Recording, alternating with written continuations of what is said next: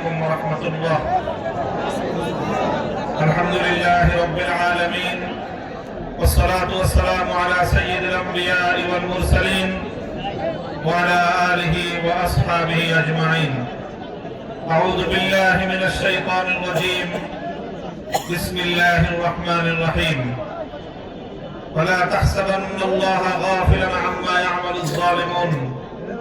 صدق الله العظيم.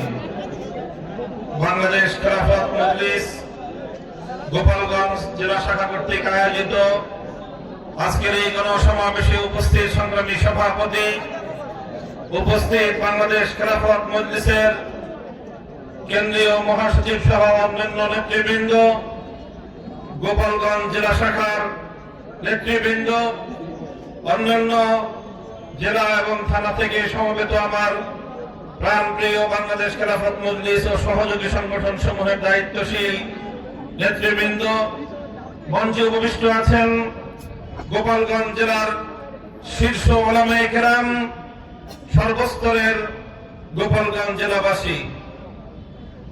আমি এই জনপদ তথা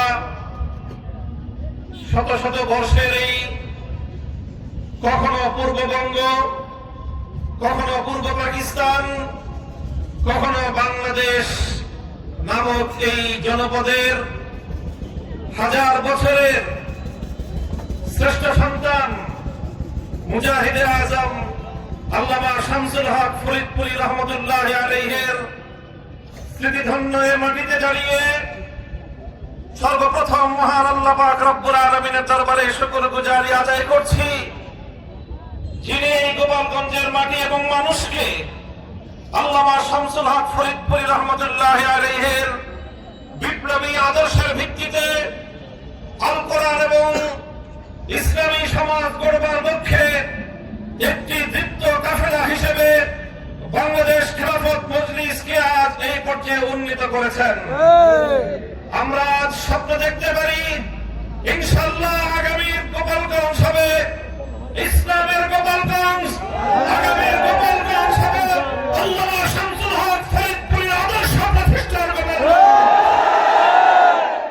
আগামীর গোপালগঞ্জ হবে এই জমিন থেকে সমস্ত জাহিলিয়াত, সকল বর্বরতা, অন্যায়, জুলুম এবং ফ্যাসিবাদের বিরুদ্ধে রুখে দাঁড়াবার এক নতুন গোপালগঞ্জ। সংগ্রামী সাথী ও বন্ধুগণ, আমি আজ ওই সকল বীর শহীদদেরকে স্মরণ করছি। পিলখানা, শাপলা চত্বর 2024-এর জুলাই বিপ্লবে যে সকল শহীদের রক্তের উপর দাঁড়িয়ে আজ বাংলাদেশের মানুষ স্বাধীনভাবে বসবাস করার সুযোগ পাচ্ছে, বাংলাদেশের মানুষের কাঁধের উপর চেপে বসা ফ্যাসিবাদী শক্তি উৎখাত হয়েছে। মানুষ আগামী দিনে ইনসাফ ভিত্তিক একটি সমাজ গড়বার স্বপ্ন দেখছে। সংগ্রামী সাথী ও বন্ধুগণ, আমরা অত্যন্ত দ্ব্যর্থহীন ভাষায় বলতে চাই, এদেশের মানুষ অনেক সংগ্রাম করেছে, অনেক লড়াই করেছে, অনেক আধিপত্যবাদের বিরুদ্ধে লড়াইয়ের মাধ্যমে আজ বাংলাদেশকে পর্যায়ে এসে উপনীত হতে হয়েছে। আমরা লড়াই করেছি 19 শতকের গোড়ার দিকে, 20 শতাব্দীর গোড়ার দিকে কলকাতার দাদাবাবুদের আধিপত্যবাদের বিরুদ্ধে লড়াই করে কলকাতার আধিপত্যকে খর্ব করে ঢাকার উত্থান ঘটিয়ে এই পূর্ববঙ্গের জনপদে মুসলিম জাতিসত্তা গঠন করবার জন্য আমাদের পূর্বপুরুষরা লড়াই করেছেন। আমাদের পূর্বপুরুষরা 1947 সালে সেই দিল্লির আধিপত্যবাদকে অস্বীকার করে একটি মুসলিম জাতিসত্তার ভিত্তিতে দেশ গড়বার লক্ষ্যে একটি স্বাধীন সার্বভৌম মুসলমানদের জনপদ হিসেবে এই পূর্ব পাকিস্তান নামক এই জনপদকে তারা দিল্লির আধিপত্য থেকে মুক্ত করেছে। আমরা স্মরণ করছি 1971-এর মহান মুক্তিযুদ্ধে লাখো মানুষের জীবন, রক্ত এবং আত্মদানের বিনিময়ে বাংলার মানুষ পিণ্ডির আধিপত্যবাদ থেকে মুক্ত হয়ে মুক্ত এবং স্বাধীন বাংলাদেশ গড়ে তুলেছিল।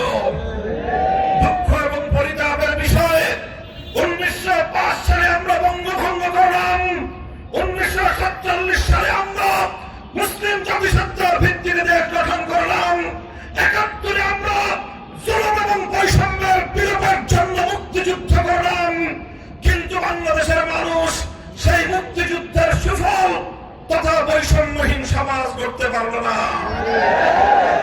আমাদের পার্শ্ববর্তী একটি রাষ্ট্র অব্যাহতভাবে আমাদের দেশের আভ্যন্তরীণ বিষয়ে হস্তক্ষেপের মধ্য দিয়ে 1972 সালে বাংলাদেশের মুক্তিযুদ্ধের ফসলকে ছিনতাই করে বাংলাদেশের মানুষের ইচ্ছা এবং অভিপ্রায়ের বিরুদ্ধে 72-এর মুক্তিযুদ্ধ বিরোধী সাম্প্রদায়িক বাংলাদেশের একটি ভারতীয় আধিপত্যবাদের সংবিধান তৈরি করার মধ্য দিয়ে বাংলাদেশের মানুষের মুক্তিযুদ্ধের চেতনাকে হত্যা করেছে। তাই 2024 সালে যখন এদেশের ছাত্র জনতা অধিকার আদায়ের জন্য মাঠে নেমেছিল, 4 কোটি ছাত্র জনতা বৈষম্য বিরোধী সে আন্দোলনে এদেশের ইসলামপন্থী এদেশের আলেম সমাজ বুকের রক্ত দিয়ে স্বাগত জানিয়েছে।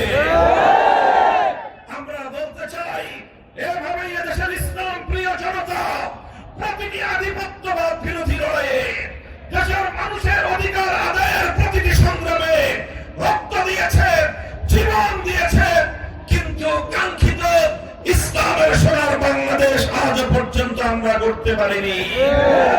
তাই আজ আমরা বলতে চাই, যেভাবে আমাদের 47-এর অধিকার হরণ করা হয়েছে, স্বপ্ন পূরণ হয় নাই, 71-এর মুক্তিযুদ্ধের অর্জনকে ছিনতাই করা হয়েছে, স্বপ্ন পূরণ হয় নাই, 24-এর গণ-অভ্যুত্থানের ফসল ঘরে নিয়েই আমাদেরকে মাঠ থেকে ফিরতে হবে।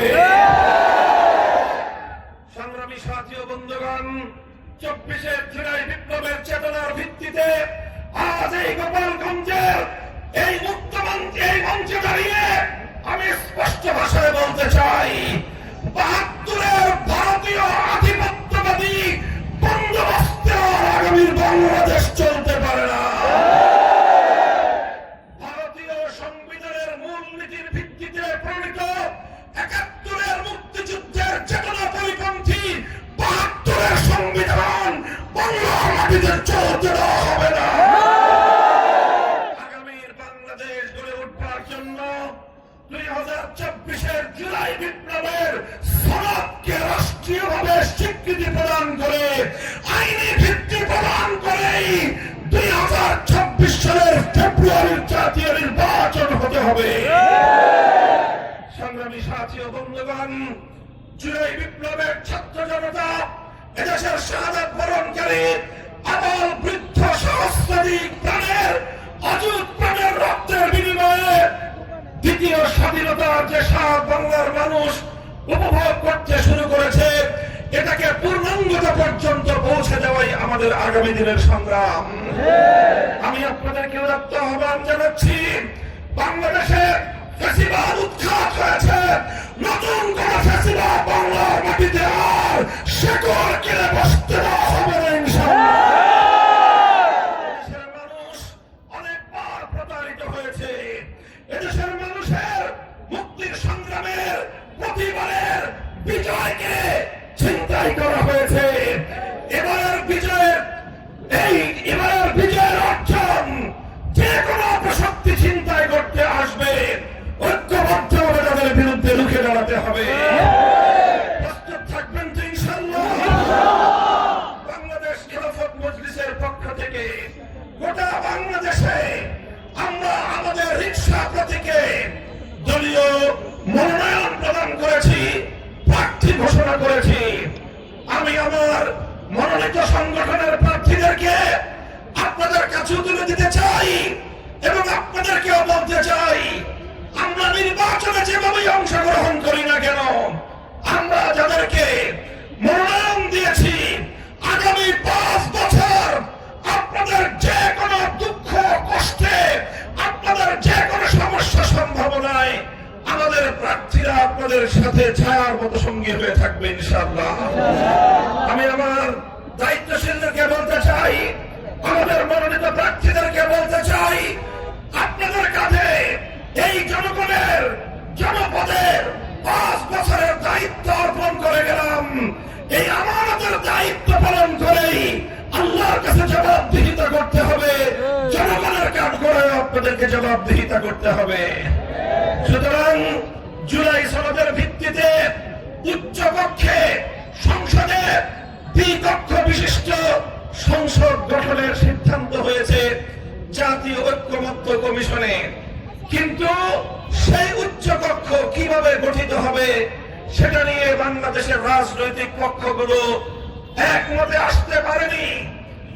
আমাদের জন্য এটা অত্যন্ত দুর্ভাগ্যজনক একটি বিষয়। জুলাই বিপ্লবে যাদের সন্তানরা রক্ত দিয়েছিল, যাদের ভাইয়েরা রক্ত দিয়ে বাংলাদেশে 5ই আগস্ট নতুন করে বাংলাদেশকে আবার স্বাধীনতার স্বাদ আস্বাদন করিয়েছে, সেই সহস্রাধিক রক্তদাতা শহীদ শাহাদাত বরণকারী বীর শহীদের আত্মত্যাগের এত অল্প সময়ের মধ্যেই জুলাই বিপ্লবের অংশীজনরা নিজেদের মধ্যে পারস্পরিক যে বিভক্তি এবং যে বিরোধের মধ্যে জড়িয়ে পড়েছে, বাংলাদেশের মানুষ এই বিরোধ দেখতে চায় না। আমরা চাই জুলাই সনদের ভিত্তি হবে আগামীর বাংলাদেশ গড়বার প্রধান রোডম্যাপ। 1947 সাল, 1971 সাল, 2024 সাল হবে আগামীর বাংলাদেশ গড়বার প্রধান মাইল ফলক। 2013 সালে শাপলা চত্বরে নবী প্রেমিক তৌহিদি জনতার বুকের রক্তের উপর বিপ্লবের যে পাটাতন গড়ে উঠেছিল, সেই পাটাতনের উপর দাঁড়িয়ে 24-এর বিপ্লব প্রতিষ্ঠিত হয়েছে। কাজেই শাপলা চত্বরের বীর শহীদদেরকে যদি অস্বীকার করা হয়, এই দেশ এবং জাতি বিশ্বাসঘাতক জাতি হিসেবে ইতিহাসের আস্থা করে নিক্ষিপ্ত হবে।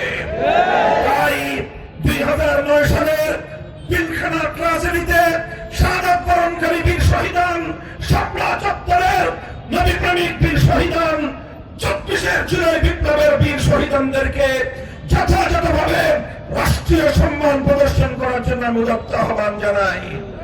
সেই সঙ্গে বলতে চাই, যেই উচ্চকক্ষ গঠনের সিদ্ধান্ত নেওয়া হয়েছে, সেই উচ্চকক্ষ পিআর পদ্ধতিতে ভোটাধিকারে প্রয়োগকারী গোটা দেশের সকল ভোটারদের সংখ্যানুপাতিক হারে উচ্চকক্ষে পিআর পদ্ধতি যদি বাস্তবায়ন না করা হয়, বাংলাদেশ খেলাফত মজলিস সেই উচ্চকক্ষ যেখানে বেকার পুনর্বাসনের একটি উচ্চকক্ষে পরিণত হবে। পিআর পদ্ধতি ছাড়া বেকার পুনর্বাসনের উচ্চকক্ষ বাংলাদেশের জনগণের ট্যাক্সের কাঁধের উপর বসতে দেওয়া হবে না ইনশাআল্লাহ। সংগ্রামী সাথী ও বন্ধুগণ, আজ বাংলাদেশে এখনো নির্বাচনের পরিবেশ সৃষ্টি হয়নি। নির্বাচন ঘনিয়ে এসেছে, লেভেল প্লেইং ফিল্ড তৈরি হয়নি। আমরা বাংলাদেশ খেলাফত মজলিসের পক্ষ থেকে প্রশাসনকে নিরপেক্ষভাবে গোটা বাংলাদেশে লেভেল প্লেইং ফিল্ড, সমতার ভিত্তিতে সকল রাজনৈতিক পথ এবং মতের অংশীজনদের নির্বাচনে অংশগ্রহণ করার পরিবেশ সৃষ্টি করার উদাত্ত আহ্বান জানাই। ইনশাআল্লাহ আমরা বাংলাদেশে সত্যিকার অর্থে বৈষম্যহীন ইনসাফপূর্ণ একটি দেশ গড়তে চাই। কথা বলেন ঠিক কিনা? আমরা বলি, চূড়ান্ত কথা আমার, যদি সত্যিকার ইনসাফপূর্ণ বৈষম্যহীন সমাজ গড়তে চাও, মানব রচিত তন্ত্রমন্ত্র দিয়ে সেটা সম্ভব হবে না। চূড়ান্ত বৈষম্যহীন সমাজ গড়তে হলে আল্লাহ প্রদত্ত রাজনৈতিক বন্দোবস্ত খেলাফত ব্যবস্থা কায়েম করতে হবে। আমরা আমাদের এই সংগ্রামের চূড়ান্ত লক্ষ্যবস্তু হিসেবে আল্লাহর খেলাফত প্রতিষ্ঠাকেই ঘোষণা করছি। সেই খেলাফতের বাংলাদেশ গড়বার জন্য আগামী আন্দোলন, সংগ্রাম, বিপ্লবে আমাদের সঙ্গে কারা কারা মাঠে থাকবেন, ইনশাআল্লাহ দেখা হবে রাজপথে, কথা হবে স্লোগানে। এই বাংলাদেশ আগামীর বাংলাদেশ হবে ইসলামের বাংলাদেশ, আগামীর বাংলাদেশ হবে খেলাফতের বাংলাদেশ, আগামীর বাংলাদেশ হবে ফ্যাসিবাদ মুক্ত বাংলাদেশ, আগামীর বাংলাদেশ হবে আধিপত্যবাদ মুক্ত বাংলাদেশ, আগামীর বাংলাদেশ হবে বাংলাদেশপন্থীদের বাংলাদেশ। ভারতপন্থী, আমেরিকাপন্থী, পিকিংপন্থী কোন পন্থার রাজনীতি বাংলার মানুষ আর গ্রহণ করবে না।